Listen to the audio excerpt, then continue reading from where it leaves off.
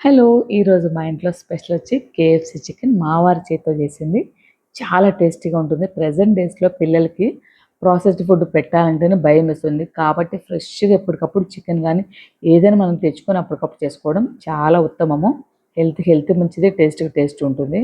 దీని పెద్ద ప్రాసెస్ కూడా లేదండి. మనం ఇవన్నీ ఇంగ్రీడియెంట్స్ ఇంట్లో తెచ్చిపెట్టుకున్నామంటే ఎప్పుడు కావాలంటే అప్పుడు చేసేసుకోవచ్చు. అయితే కొంచెం టైమ్ టేకింగ్ అనమాట. చికెన్ బిర్యానీ కంటే కొంచెం పెద్ద సైజు ముక్కలైతే తీసేసుకున్నా.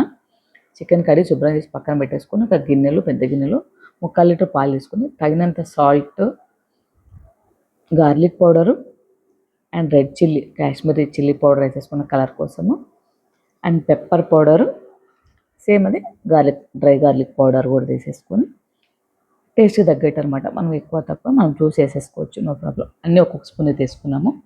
కసూరి మేతి కూడా వేసుకోవచ్చు. ఇట్లా కడిగి శుభ్రం చేసిన చికెన్ కూడా ఇందులోకి వేసుకొని, పైన కొంచెము red chilli powder, chilli flakes కూడా వేసేసుకొని మూత పెట్టేసుకొని 3-4 అవర్స్ నానాలండి పక్కాగా.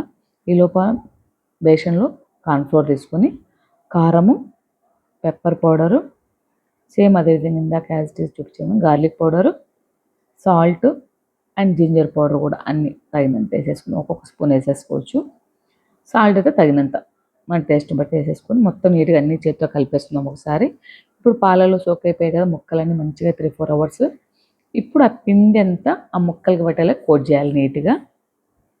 మనకి ఇంకా కొంచెం క్రిస్పీగా కావాలి అనిపించింది అనుకోండి, ఈ లోపల బండలో నూనె పెట్టేసి క్రిస్పీగా కావాలనిపిస్తే మాత్రం ప్లేట్‌లో కొంచెం వాటర్ తీసుకొని డబల్ టైమ్ ఒకట్లా నీళ్ళలో అలా అద్దినట్టు అద్దిచ్చి పిండి మళ్ళా కోట్ చేయాలన్నమాట. మనం వీడియోలో చూపిస్తున్నాం కదా కొంచెం ప్రెస్ చేసినట్టు వేస్తే కొంచెం పిండి పట్టుకుంటుంది.